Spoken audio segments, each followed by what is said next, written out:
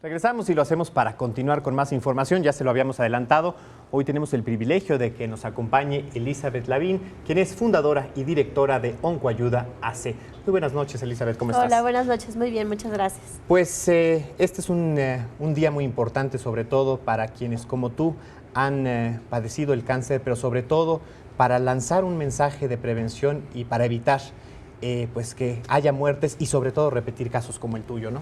Exacto, es un día muy importante y de todas maneras no queremos dejarlo en solamente un día, sino todo el año, estar dando información y sobre todo darle ya un enfoque positivo al cáncer, sí, que ya no es una sentencia de muerte, los tratamientos han avanzado muchísimo, ya no, los efectos secundarios ya no son tan agresivos como antes, entonces ya hay una esperanza de vida y este es el mensaje que queremos dar pues ya a nivel mundial, ya es una prioridad a nivel mundial, quitarle los estigmas, los mitos, los miedos a la palabra cáncer. Y en torno a esto, sobre todo, quizás tenga que ver el miedo, Elizabeth, quizás también el desconocimiento, la falta de cercanía a la enfermedad. Pero hoy, ¿cómo podríamos definir la enfermedad en 2015 frente a la humanidad? ¿Qué es el cáncer para el ser humano hoy? Pues es una enfermedad. Así como lo dicen, es una enfermedad crónico-degenerativa de las células, es un crecimiento desordenado de las células.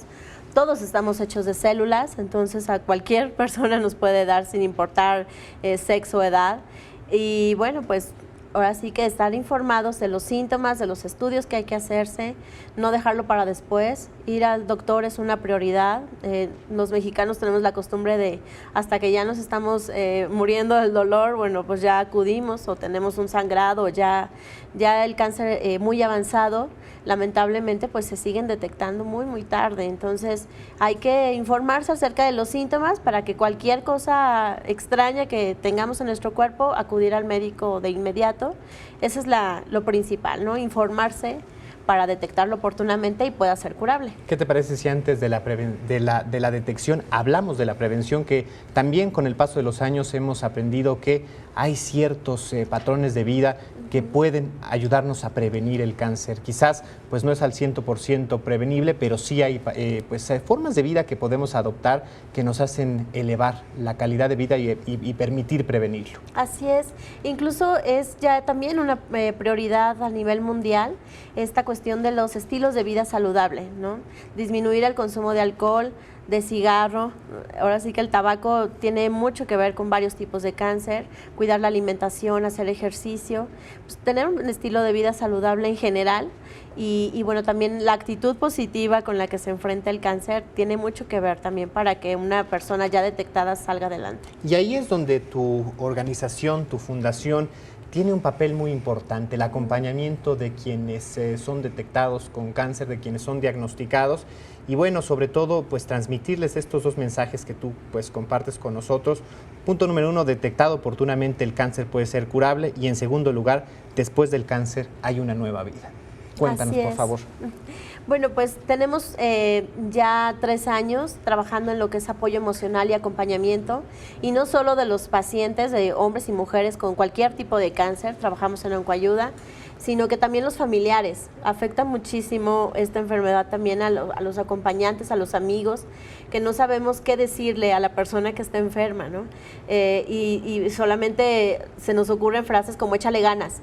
Y no basta, e incluso hasta se enojan, las personas con cáncer se enojan si les dicen échale ganas. Sino hay que tener más sensibilidad en estos temas y apoyarlos también de esta manera, un abrazo, escucharlos y decirles estoy aquí, lo que necesites, ¿en qué te ayudo? No, también tenemos esa costumbre de hacernos fuertes para que no se preocupe el familiar.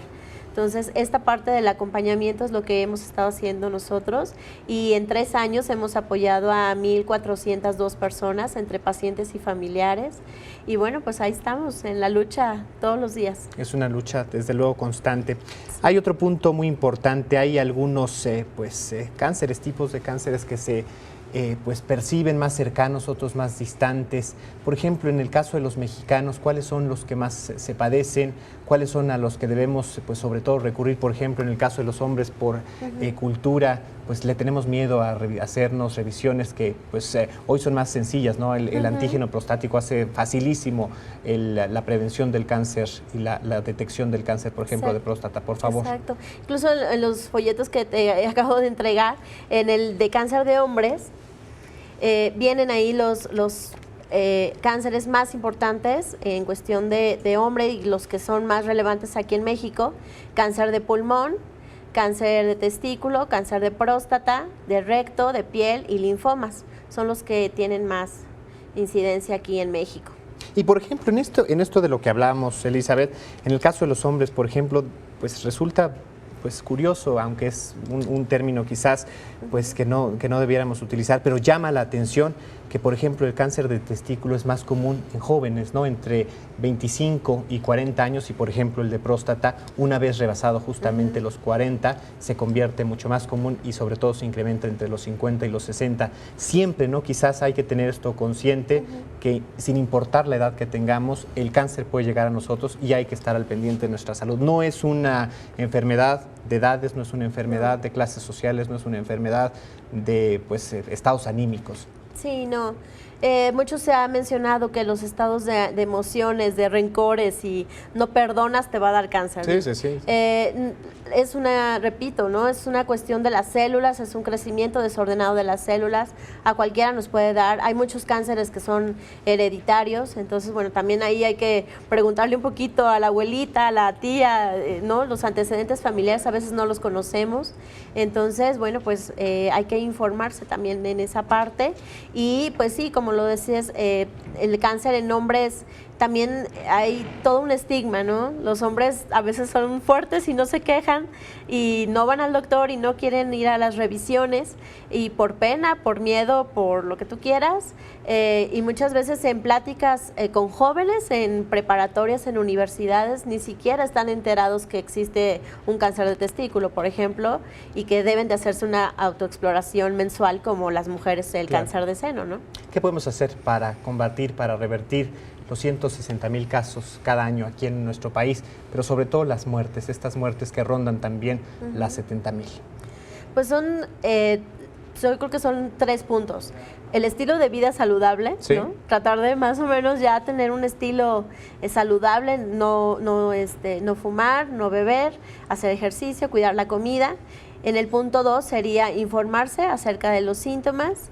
Y número 3, cualquier cosa, ir al doctor, ¿no? Y hacerlo incluso sin ningún malestar, hacerse un chequeo general cada 6 meses, cada año por lo menos, ¿no? Pues Elizabeth, muchísimas gracias por habernos acompañado. No, muchas y felicidades gracias también por la labor que haces. Muchas gracias. Muchísimas gracias. Y bueno, estamos listos para acompañar a Ricardo Magallán con toda la información del mundo de los deportes. Adelante, Ricardo.